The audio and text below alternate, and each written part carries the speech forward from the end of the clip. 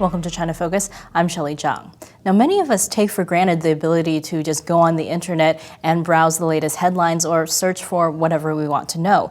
But in China, with the Great Firewall and a vast censorship apparatus, it's not that easy. Still, despite the filtering and restrictions, millions of people in China are able to connect in a way they never have before.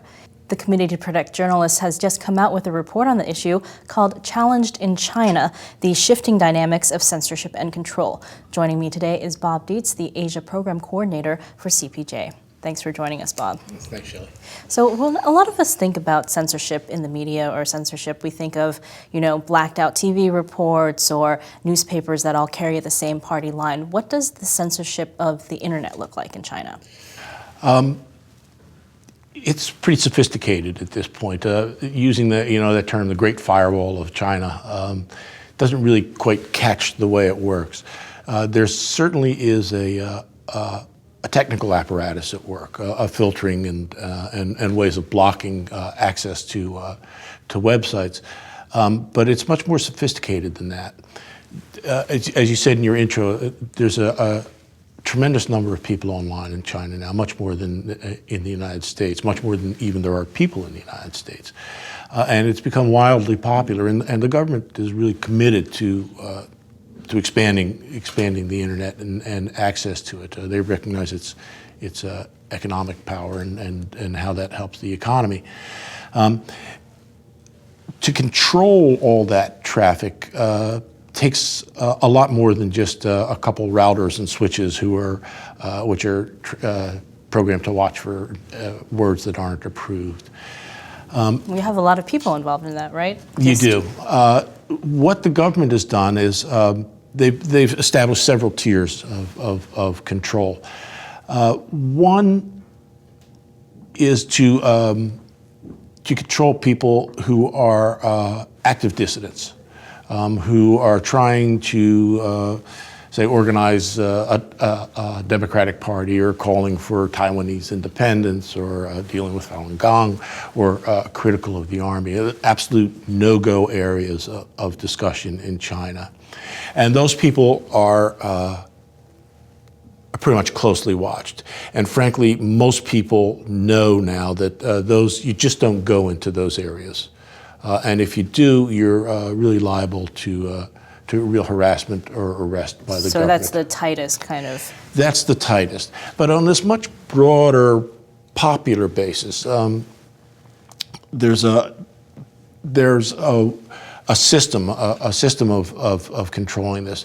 There is filtering, and there are techniques. Mechanical techniques for just stopping conversations or monitoring what people are doing. But there's so much activity that it gets to be nearly impossible. What the government has done is they've put the responsibility for controlling content onto the companies which run the internet, to the ISP providers, to Sina.com, to those entities which host all this activity. The companies themselves are responsible for controlling that the flow of information. So it would be like if Facebook were to censor itself, or Twitter were to censor itself? Pretty much. And they do that in a couple different ways. One, they use filtering technology, and there are no questions about it, that if you look for Tiananmen on Weibo, China's version of Facebook, that's filtered, and you won't get a response, and you might even be cut off from access to the internet for anywhere from 30 seconds to much longer.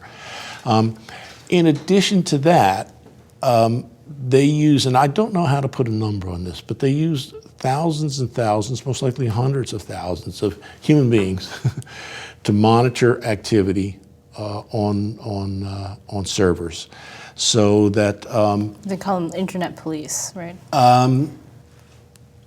Yes, and at one point there were cartoon characters that the service providers would put up, sort of saying, "Let's watch what you're saying. Let's be careful here," and they would come in on politically sensitive subjects, but they'd also come in when you know how abusive especially guys can get online, sort of slashing back and forth and arguing, they would appear then. On top of that level of people monitoring activity, you have another group of people who are aware of what's going on outside and trying to prevent or circumvent subjects from arising. Rather than having to cut them off after people are discussing them, they try and head off conversations about breaking news. You might remember there was a terrible train accident in Wenzhou, a high-speed train. The high-speed rail crash in Yes. Wenzhou, yeah. And there was an immediate online response of trying to curtail discussion about that. Users in China are, especially the politicized users, are they know how to get around that. They use code words. They use different terms, which are sometimes funny, sometimes cryptic, about referring to incidents, which the censors, the filtering systems won't be able to pick up. So there are still ways that people can get around all the censorship in China. Yes. Yes. And how is that social media aspect affecting journalism in the country? Well, it's affected it like it has everywhere else.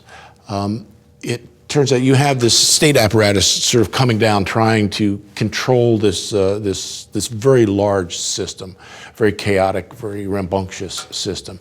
What you have coming up from underneath are the grassroots, which are driving public discussion and what people are talking about, and bringing local incidents into national prominence, so that a village riot in Guangzhou would, if there were, let's say, a really bad police reaction to villagers protesting losing land or something like that, that could be driven up and become more nationally known before the censorship or that filtering apparatus gets to work. That, in turn, drives the more mainstream media, the broadcasters, the newspapers, and people respond to that. Newspapers might send reporters to this village or this township where this outbreak or riot is going on. So you have this heavy sort of domed. Actually, the technical term for the Great Firewall of China is called the Golden Shield Project, which was established in 1998, I think it was, which the government is trying to control this digital world. And underneath you have people making a real use of it and sort of driving issues, driving discussions, driving topics, and bringing them up constantly. Well, one thing I want to talk about was very interesting in the CPJ report. You talked about the idea that there is kind of a China model of internet censorship. Yes. That we're seeing more. Are we seeing more countries develop something similar to what China uses? People are certainly looking at it. In Southeast Asia, we've seen it happen in Vietnam, where just like China, internet penetration is very deep. It's a culture and it's a country that's really jumped on the internet. Again, they see the economic importance of this interconnectivity, and they've tried to adapt some of the Chinese techniques. I think most people think that what you need are the machines that can catch the bad words, and you tweak that all the time, and that's the way you do it. But when they learn, the manpower that's involved, they try to adapt things and play them differently. Vietnam, much more willing to crack down on people ex post facto after something's happened online, after bloggers, particularly people pushing for democracy and or are critical of Vietnam's relationship with China, they will speak out and they will get hammered. You see much less of that in China, where you have this preemptive censoring system, which prevents people from doing that so much that you don't have people being victimized as much by the state. Now, the numbers in China are much larger, but that's when compared to a country like Vietnam. You know, the numbers are larger. So what about countries like Iran? Do we see them kind of doing the same thing? Yes, this model exists, and certainly all these countries are really talking with each other, or looking at ways of controlling this flow of information. The China model is there. I think it's seen as the most effective way of doing it, but other countries adapt it and don't always go the full distance that China has. Are Chinese authorities kind of promoting this type of internet censorship to other countries? They are, and other countries are seeking it out. China has a reputation as being, you know, a country which has come to grips, or has come to grips, but has met with some degree of success in terms of controlling flow of information on the internet on a very large scale. People come to them asking for advice, and China certainly offers it up and goes out, offering it to other countries. So let me ask a kind of final question here. You know, you mentioned in your report you have some recommendations for the Chinese government, but then you also say in your report that the Communist Party considers independent journalism and expression as explicit political threats. So how could, you know, is it possible for the Communist Party to take these recommendations without there being a kind of a larger change in the political system? Well, that's the big question, isn't it? That how flexible can the Communist Party be? And we've seen it struggling to redefine itself every year. Unfortunately, we're out of time today. Bob, thank you so much again for joining us. And for more on this topic, you can see the CPJ report at the web address below. And thank you for watching. And for more on this and others in China, join us at ntd.tv.